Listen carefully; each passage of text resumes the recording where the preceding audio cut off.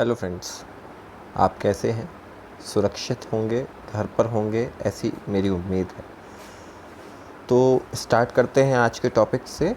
आज का हमारा टॉपिक है एक्ट ऑफ 1786। इस एक्ट के बारे में लोगों ने कम ही सुना है, कम ही बुक्स में भी इस एक्ट के बारे में कम ही जानकारी दी जाती है, क्योंकि ये एक्ट बहुत बल्कि नहीं था। इसमें एक दो चीज़ें ही अमेंड की गई थी। एक्चुअली ये amended act of Pitt's India act है। 1784 के पिट्स इंडिया एक्ट का अमेंडमेंट के साथ आया था। तो हम आगे चलते हैं, इसके प्रोविज़न और सारी चीज़ें देखते हैं। Let's start with act of 1786। तो हम स्टार्ट करते हैं आज का जो हमारा टॉपिक है एक्ट ऑफ 1786। इस टॉपिक को भी हमने कुछ सेक्शंस में डिवाइड किया है। पहला सेक्शन है हमारा बैकग्राउंड सेक्शन। बैकग्राउंड सेक्शन में हम हमेशा की तरह बताते हैं कि एक्चुअली इस एक्ट की ज़रूरत क्यों पड़ी, इस एक्ट की बेसिक्स कहाँ से आए। सबसे पहली बात है, इस एक्ट को स्टार्ट करने के पहले मैं आपको लेकर के चलता हूँ 1775 से 1783 के बीच में। ये कुछ टाइम पीरियड है जो कि हमको जानना बहुत ज़रूरी है। यूजुअली ये time period belongs to the American war of independence. 1775 से 1783 के बीच में अमेरिका में इंडिपेंडेंस की वॉर हुई। आप सभी को पता है, जिस तरीके से इंडिया ब्रिटिशर्स की एक कॉलोनी थी, ऐसे ही अमेरिका में ब्रिटिशर्स की 13 कॉलोनीज़ थी।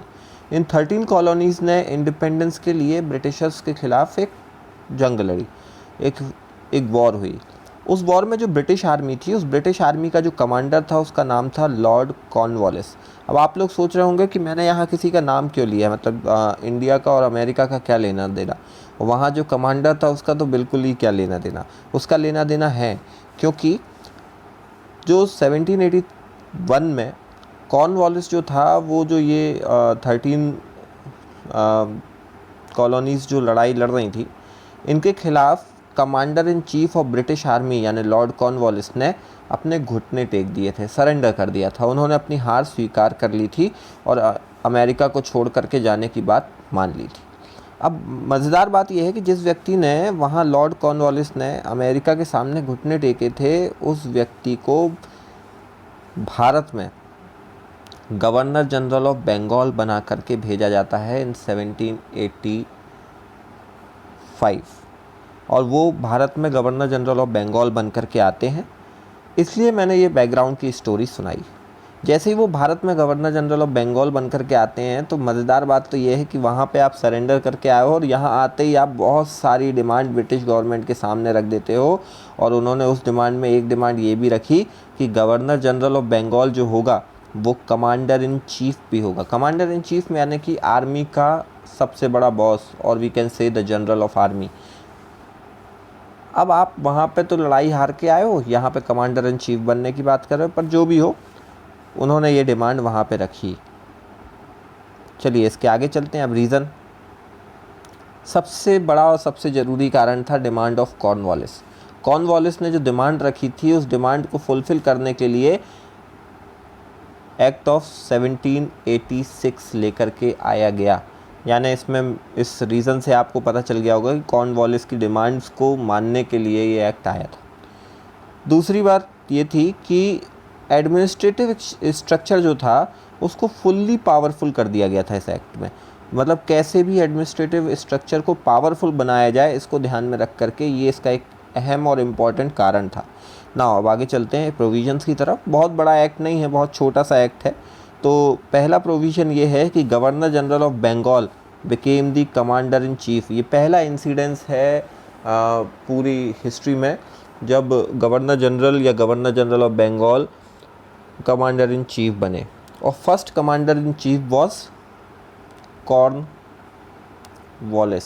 इस नाम को आप याद रखिएगा, इनने बहुत सारे अमेंडमेंट करे हैं जो हम आगे पढ़ेंगे। उसके बाद गवर्नर जनरल ऑफ बंगाल को जब कमांडर इन चीफ बना दिया गया, तो इसका सीधा सीधा मतलब है कि he has got all the military rights. उनको सारे के सारे मिलिट्री राइट्स दे दिए गए। Governor of general of Bengal became the superior power in the British India. British India में सुपीरियर पावर बन गया, इनसे ज़्यादा पावरफुल कोई नहीं था। ये उसके कुछ प्रोविज़न थे। इसका इम्पैक्ट ये हुआ कि governor general of Bengal became the power centre. कल मैंने आपको बताया था कि गवर्नर जनरल ऑफ बंगाल को वीटो दे दिया गया था एक्ट ऑफ 1784 में, और उस के आगे चलते हुए हमने ये देखा कि governor general of Bengal became the power centre, यानी कि अब सारे डिसीजन, सारे पॉलिटिकल डिसीजंस, सारी डिप्लोमेसी, सारे के सारे निर्णय गवर्नर जनरल ऑफ बंगाल लेने लग गए। इस एक्ट का एक डिफेक्ट भी है और ये बहुत बड़ा डिफेक्ट है, इसको हम छोटा डिफेक्ट नहीं मान सकते। Now governor general became autocratic, वो अपने मन से चलने लगे, अपने मन से सोचने लगे। He became the superior boss, उनसे बड़ा बॉस कोई था नहीं, ऐसा उनको लगने लगा और वो अपने तरीके से काम करने लगे। This is all about act of 1786। बहुत छोटा एक्ट है ना। चलिए, इससे रिलेटेड अगर नोट्स आपको चाहिए हों तो हम इसके बाद की स्लाइड में आपको अपना नंबर प्रोवाइड कर रहे हैं, वहाँ पर आप व्हाट्सएप ड्रॉप कीजिएगा तो हम आपको नोट्स दे देंगे।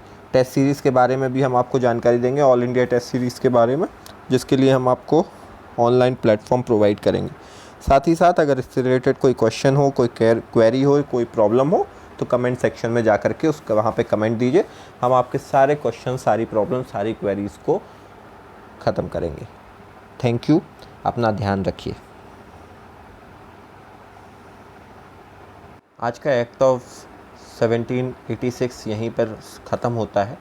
आप सभी लोगों की जानकारी के लिए मैं फिर से बता दूं कि हम लोग बहुत जल्दी test series, online test series start कर रहे हैं, जिसको आप अपने घर पर बैठकर अपने मोबाइल से, अपने लैपटॉप से ही जिसमें पार्टिसिपेट कर सकते हो।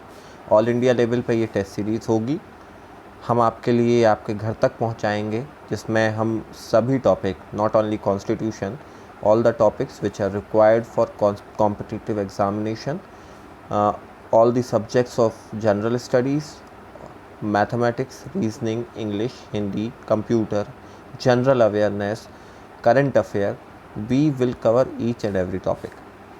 Those who want to participate in this test series, all India level test series, they can give their assent on our telephone number 9424357515.